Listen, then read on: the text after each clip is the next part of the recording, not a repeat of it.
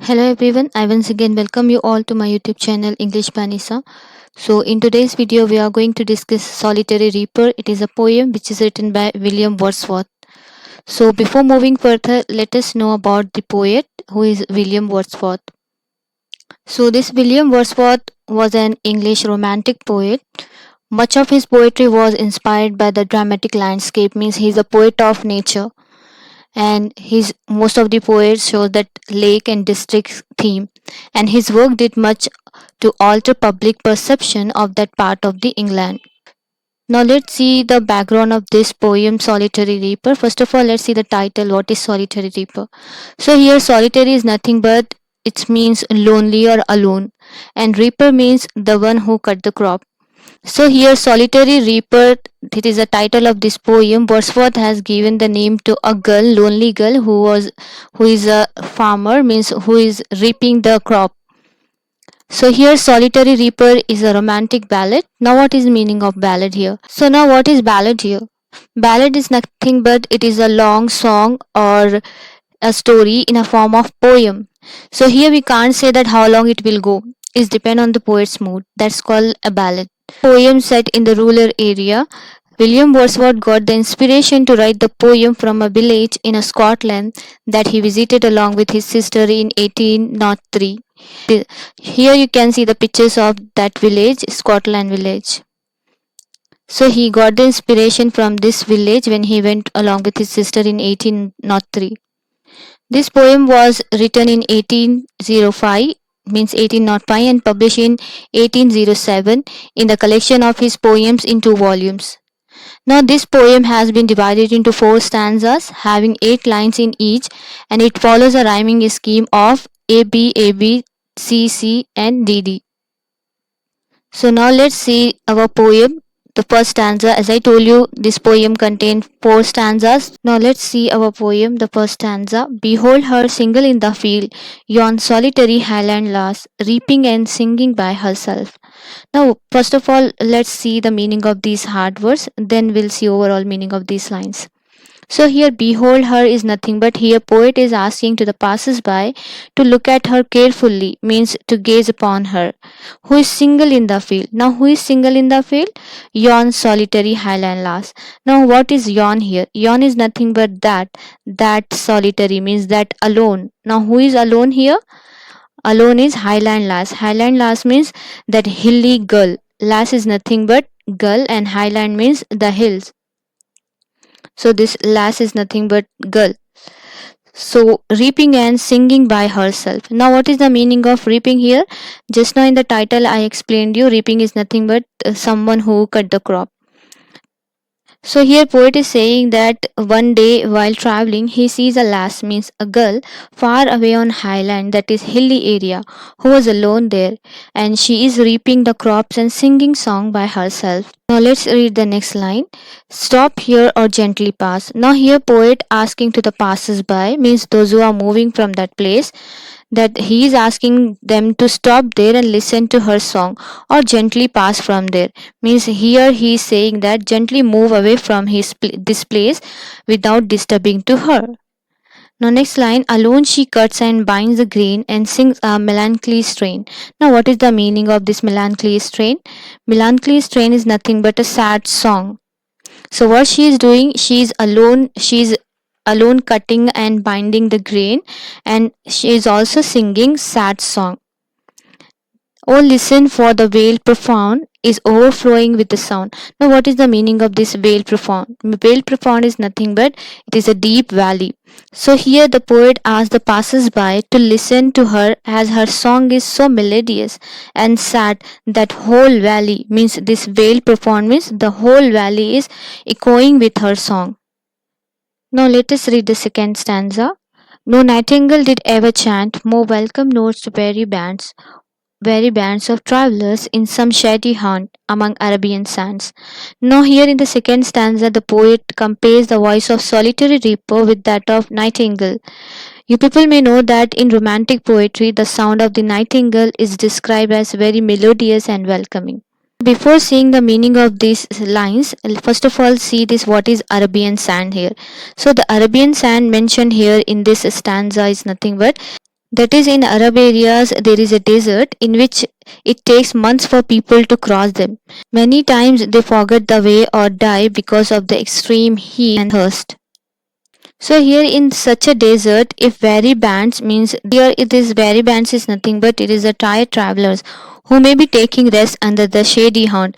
Now here this shady haunt is nothing but they are taking the rest under the desert tree. So here they are means this very band with tired travelers are happy to hear the nightingale chanting. It will be the most joyful voice for them because they will come to know that it is the end of the dread desert because they are near to their destination.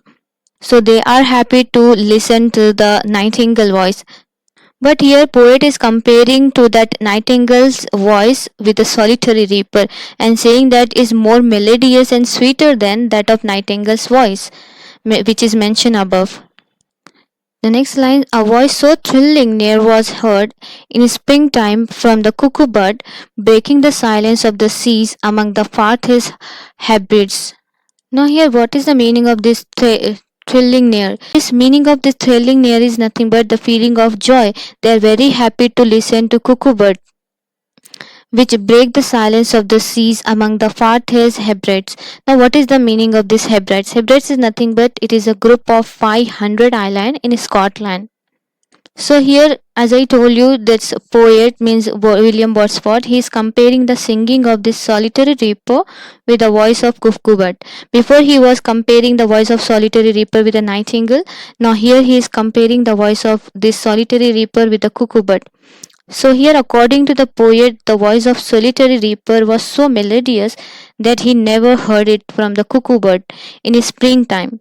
Again, according to poet, the voice of solitary reaper is better even than the sound of cuckoo. Now here we know that the sound of the cuckoo bird is very melodious, but here the poet is comparing the solitary reaper's voice, which is better than that the cuckoo's bird's voice.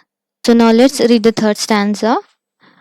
Will no one tell me what she sings? Now here poet asking the question that here he is expressing his unfamiliarity with the language means this language of Scotland of the song sung by the solitary reaper because he doesn't know the language of that Scotland. He wondered if there is anyone who will able to tell me what she is singing. He wanted to know that what the girl sings. So that's why he is asking is there anyone who will say me what she is singing. Perhaps the plaintive number flows for all unhappy far of things and battle long ago. Now here the poet guessing that it might be plaintive numbers. So what is the meaning of this plaintive numbers? Plaintive numbers is nothing but might be she is singing a sad song, again sad and mournful song. In her own language, she is singing in her own language, that of Scotland language, or it could be unhappy past or lost things or some battle which might have taken place long ago. So here he is guessing that what she is singing, or it is some more humble lay familiar matter of today, some natural sorrow loss or pain that has been and may be again. The poet again guessing that the song can also be about humble lay. So what is the meaning of this humble lay here?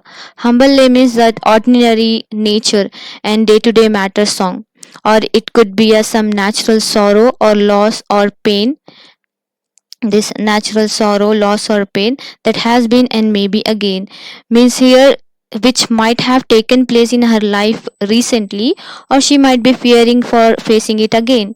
That's why she is singing a sad song.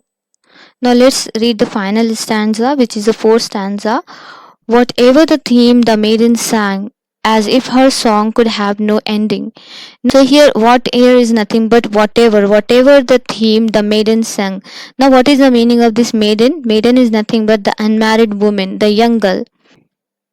So now in these lines, the poet says that whatever may be the theme, means the song sung by the maiden means the young lady, solitary reaper. Whatever theme is there, it might be about the war or day-to-day activity song, natural song, whatever is there. But here he wanted that he wished here that it would never end because she sings very melodiously and profoundly. So he wanted that the song would never end, could have no ending. Means he want this song to be continued. I saw her singing at her work and o'er the sickle bending. Now here o'er is nothing but over. Now here sickle bending is nothing but the crop. She is bending the crop, means binding the crop. According to the poet, he said that he saw that solitary reaper at her work and over the sickle bending when she was binding her crop. Let's read the next line. I listened motionless and still, and as I mounted up the hill, the music in my heart I bore long after it was heard no more. Listened motionless and still means he listened to her silently and without making any movement. However, when he started traveling up the hill, he could not hear her, and the music was inscribed in his heart.